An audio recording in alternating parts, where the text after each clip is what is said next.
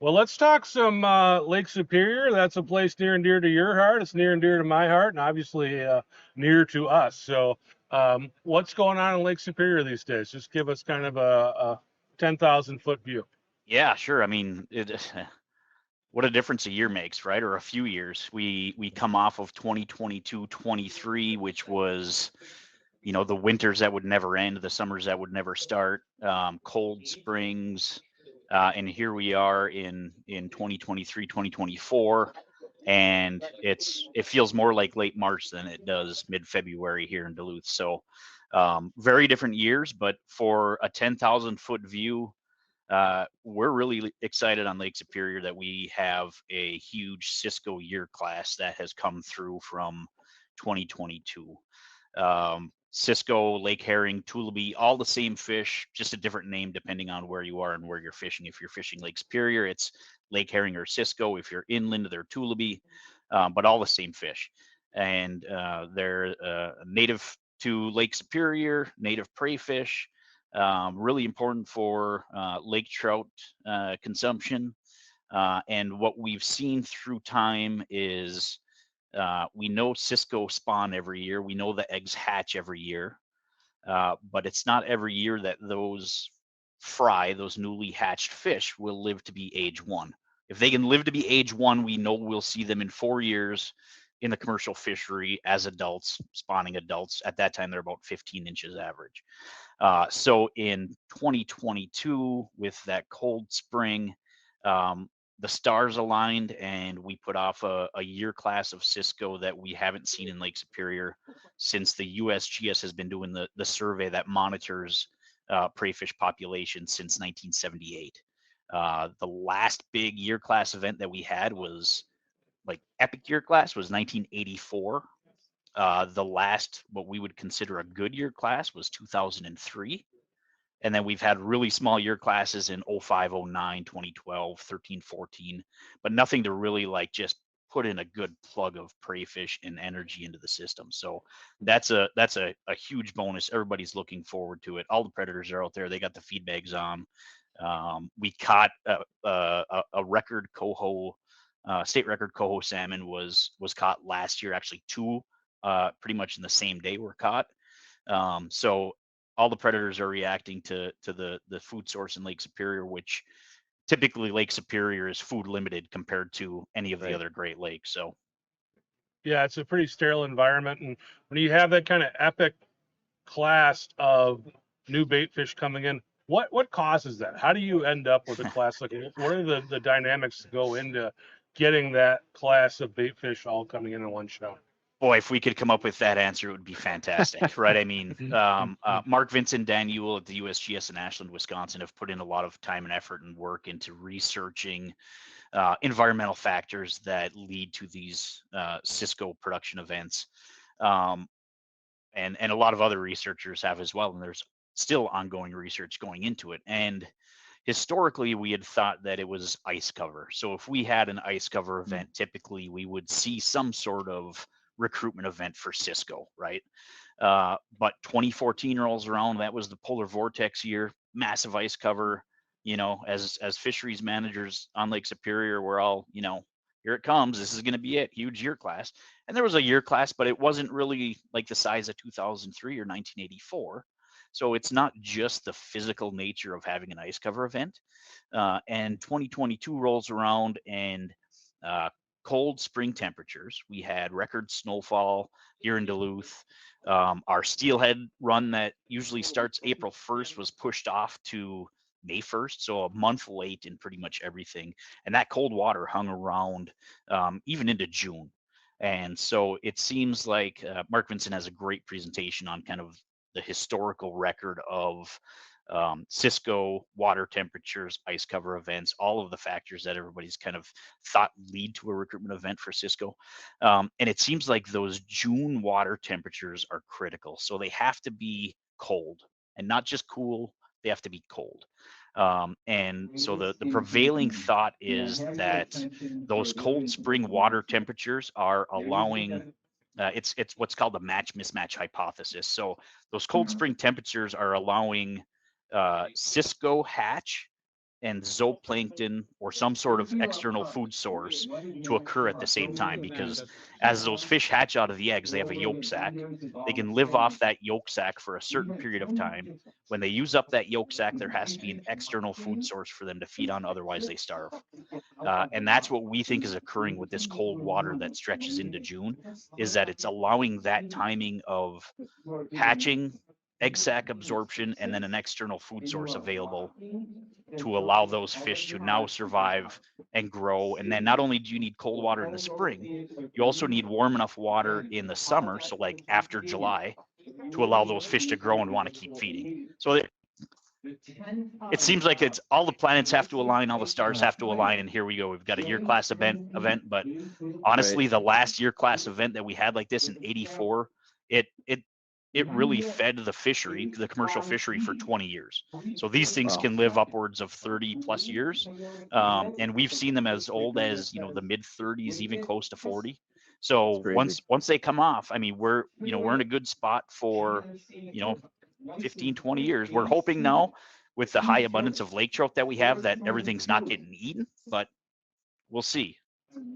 So by that hypothesis, then you would maybe predict that coming off of this winter where we've got no ice cover, way crazy warm average temperatures, that maybe we would not see good recruitment coming out of 23. Correct. Yep. That's pretty much how everybody's feeling right now, is with these warm winters. We're just not going to see it. It's funny, traveling around to all the different lakes. Like Lake Superior is so much different than the other lakes. So like when we go to Lake Michigan, and I'm talking to fish now, of course, but when we go to Lake Michigan or Lake Erie or Lake Ontario, so many times we're looking for cool water, where, Lake Superior being kind of my, home port, if we're fishing in Lake Superior, we're looking for warm water. So it's everything like it's flipped upside down when you fish Lake Superior. So yeah, and especially in the springs, right? You're looking for 38-degree water temperatures. Yeah, it's warm. Warm. Yeah. Cory, you had a great year last year with coho, the 2 state records coming in. But my friend fishes out of Bayfield, Wisconsin, and he said it was the best coho year that they've ever had as well. What's going into this kind of surge of coho action on Lake Superior? Yeah, it's really interesting, right, on how different Lake Superior is compared to, say, Lake Michigan, Lake Huron. We see, so coho salmon haven't been stocked in Lake Superior since 2007. And that was really in just low numbers. And in Minnesota, we haven't stocked coho salmon since 1976.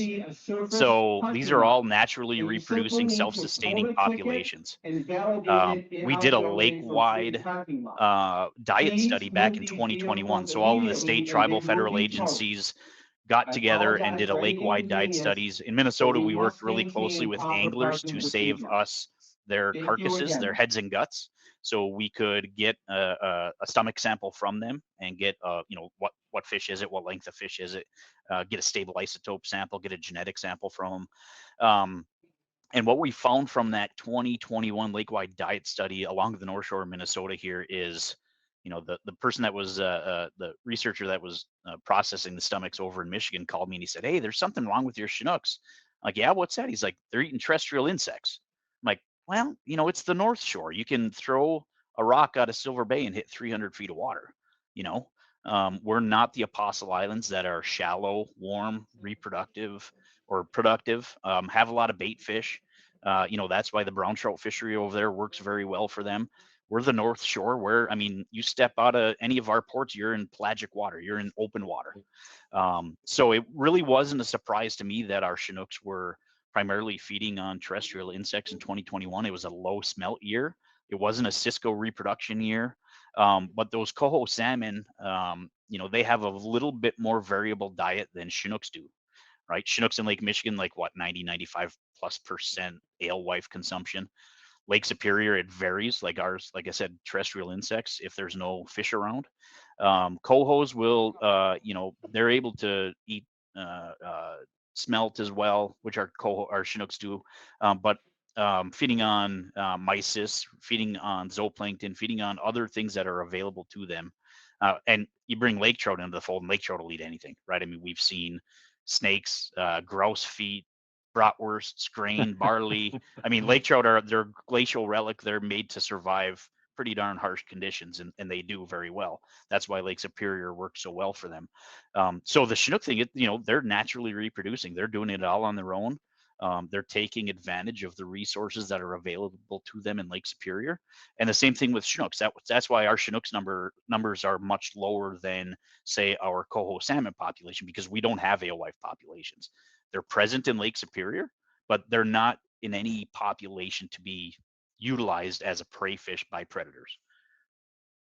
We're getting a few questions, and these are a lot of these guys are Lake Ontario guys, so they're going to be a little surprised, I think, when they hear this number. But what was the record coho size for Lake Superior? I believe it was 10.09 pounds or 10.9 pounds. Yeah, little bit different fishery than Lake Ontario, not quite the forage days. I'm gonna put my plug in though for the home waters, and that's that a Lake Superior coho is like the best eating on the face of the planet. It lives in a cooler. Yeah, I mean they are so. I mean cohos are good everywhere, but a Lake Superior coho is next level. So. Yeah, don't tell anyone, right? Yeah, I know. It lives in a cooler. And honestly, I mean, we've got shore fishermen right now that are catching cohos from shore, right? I mean, when we kind of shifted our rainbow trout stocking strategy away from Kamloops strain, which was a domesticated nearshore strain, we got rid of that because there was some genetic introgression going on with naturalized steelhead. We got quite a bit of feedback from anglers that we're taking away shore fishing opportunities for folks that don't have big boats, or right. And what we're seeing now is, at that time I said, I'm an angler. I know anglers. They're resourceful people. If there's fish there, they'll figure out how to catch them. And what we're seeing is, that coho fishery, that shore coho fishery is still going. And right now, folks are figuring out how to catch the wild naturalized strains of steelhead in Lake Superior from shore here too. I just talked to an 85-year-old guy that's been fishing up off the middle shore from shore, and he's got 37 plus already this winter. Oh, wow. I mean, so they're hooking into them. They're figuring it out. So that near shore fishery, that shoreline fishery is still kicking for us too, which is great. Interesting. You were talking a little bit about forage earlier. We were talking a lot about the Cisco. Someone asking about rainbow smelt and how those affect fish growth in Lake Superior. Yeah, so rainbow smelt are the primary prey fish in Lake Superior the majority of the time. I think when the USGS crunched the numbers, 2023, when these fish were 1 year old, that was the first time in the history of that survey that native prey fish were more abundant than non-native rainbow smelt, right? So since sea lamprey invaded Lake Superior and had an impact on the lake trout population in about 1954, crashed the population there. Our Cisco population crashed shortly thereafter. That's when rainbow smelt in Lake Superior really took off. No top level predator. Your other niche zooplankton in Cisco were pretty much gone. So they really had an open resource to themselves, and they took off. Their populations boomed. Experienced die-offs similar to the alewife die-offs in Michigan and Huron and other places.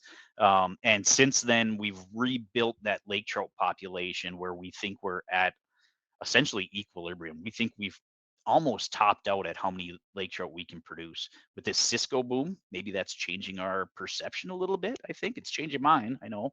But that huge lake trout population is really suppressing rainbow smelt populations, which is what we want to see, because we know that rainbow smelt also feed on larval Cisco, right? And especially here in Minnesota, the Cisco commercial fishery is our bread and butter.